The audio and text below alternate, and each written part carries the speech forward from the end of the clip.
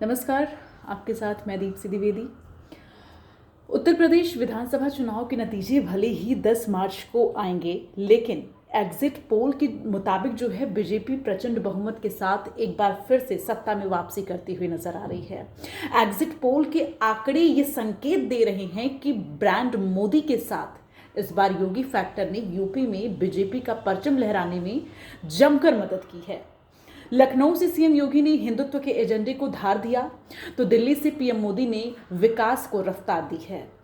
मोदी योगी की जोड़ी वाली डबल इंजन की सरकार का लगातार विकास की जो बातें करना जनता में भरोसा जगा गया है, ऐसा प्रतीत हो रहा है। और इस तरह मोदी योगी के सियासी जादू के आगे विपक्षी दलों के नेताओं की ईक नहीं चली और चुनावी पिच पर धाराशायी होने के हालात बन गए।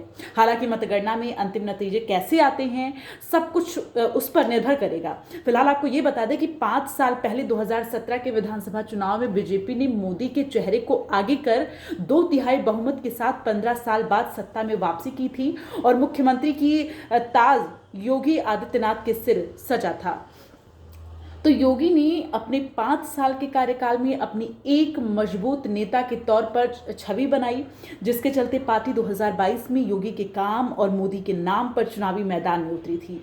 एग्जिट पोल के आंकड़ों को माने तो मोदी योगी को आगे कर चुनाव लड़ने का दांव बीजेपी के लिए सफल होता हुआ नजर आ रहा है। दरअसल एग्जिट पोल के मुताबिक बीजेपी को 46% वोटों के साथ 288 से 326 सीटें मिलती दिखाई दे रही हैं। वहीं सपा 36% वोटों के साथ 71 से 101 सीटों पर जीत दर्ज करती दिख रही है, जबकि अगर बसपा की बात करें तो कांग्रेस का सफाया होता नजर आ रहा है।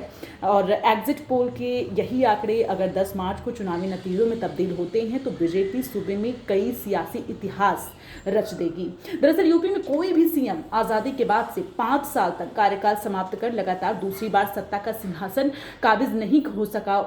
और एग्जिट पोल के आंकड़े अगर नतीजे में बदलते हैं तो ये सीएम योगी ऐसा करने वाले सूबे के पहले मुख्यमंत्री हो सकते हैं। और इतना ही नहीं, 1985 के बाद 37 वर्षों में ये पहली बार होगा कि जब कोई पार्टी लगातार दूसरे कार्यकाल के लिए वापसी करेगी।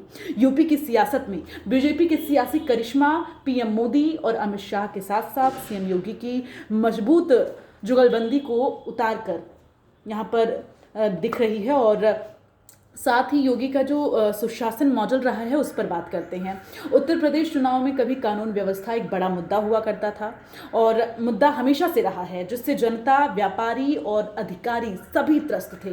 ऐसे में योगी राज में 5 साल में सबसे ज़्यादा जोर कानून व्यवस्था को पटरी पर लाने के लिए यहाँ पर सबसे ज़्यादा जोर दिया गया।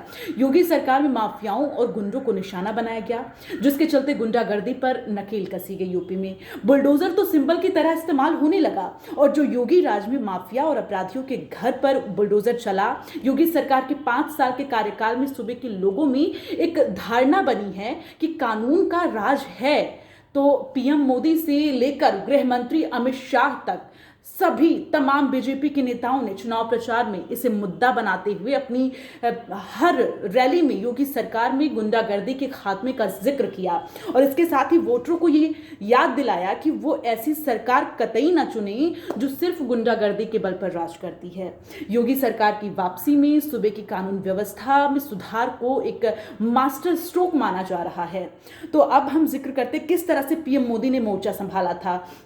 दरअसल उत्तर प्रदेश में मुश्किलें भी लगातार सत्तारूढ़ बीजेपी की कम नहीं थी। योगी सरकार के 5 साल में एक तरफ ब्राह्मणों की नाराज होने की खबरें लगातार आई थी, दूसरी तरफ किसान आंदोलन के कारण जाट वोटरों की नाराजगी भी झेलनी पड़ी थी। ओम प्रकाश राजभर, स्वामी प्रसाद मौर्य, दारा सिंह चौहान, धर्म सिंह सैनी जैसे कद्दावर ओबीसी नेता और सहयोगी सभी साथ छोड़ गए थे।